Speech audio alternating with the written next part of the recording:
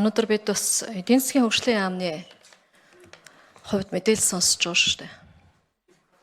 Гол бодлогын яам, ялангуяа хөгжлийн гол стратегиудыг барьж, төлөвлөж, эренбэлж, хизээ юу хийх ёстой, аль төслийг эхэлж оруулах ёстой, тэрний үр өгөөжөөр дараагийн ямар төслийг хөдөлгөх ёстой, үндсэндээ яамдуудыг чиглүүлж явах ёстой чиг үүрэгтэй яам, ийм хэмжээнд ажлын гүйцэтгэл тайлагнаас сууж байгаад харамсалтай байна.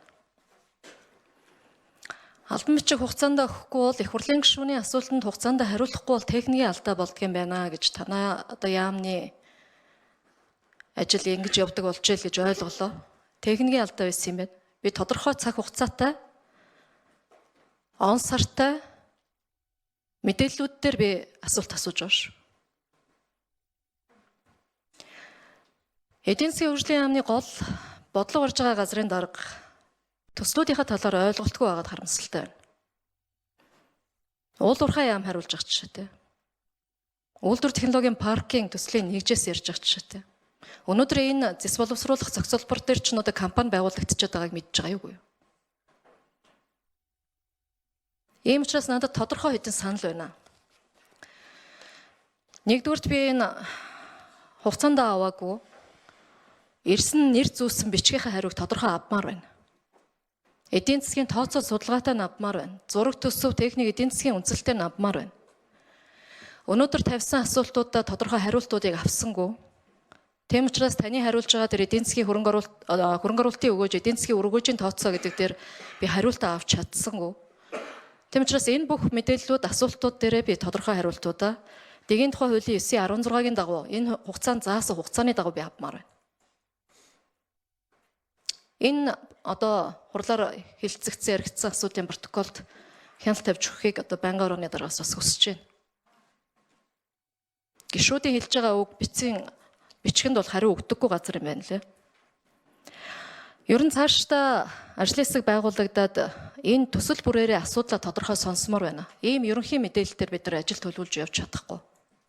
Тийм учраас 14 мега төсөл бүрээрээ бүх асуудлыг тодорхой болгоод дараагийн удаа дахин төсөл бүрээр нь явцыг сонсъё.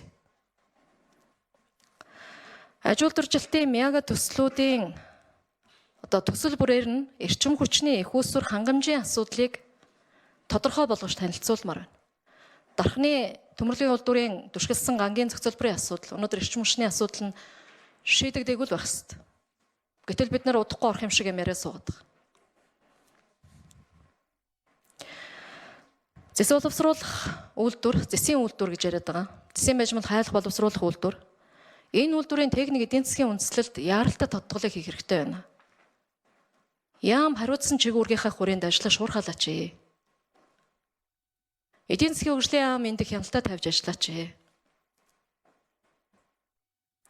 Ингээд энэ дараа нь стратегийн хөрөнгө оруулагчийг татах санхүүжилтийн механизм ашиглах ажлын эзэнтэй болгож хугацаатай үүрэг даалгавар өгч эннийхээ хэрэгжилтийг хянаж ажиллаач. Бид нар бодлого ярингээ суугаад амаргүй шүү дээ. Хэн хийх юм тэгээд. Энэ эдийн засгийн том төслүүд өргөөжөө өгөх төслүүдээ хурдан хугацаанд, богино хугацаанд оруулж иж эндээс орж ирж байгаа үр өгөөжөөр нь дараагийн төслүүдийн санхүүжилт явах ёстой шүү. Баялагын солилцоо, value exchange-ийн асуудал өнөөдөр хууль болоод орж ирж хахад эдийн засгийн хөгжлийн яам энэ талаар мэдээлгүй байна гэж сууж иж болохгүй шүү дээ. Юу гэсэн үг юм бэ? Эдийн засгийн хөгжлийн яамны дарга нарын байр суурь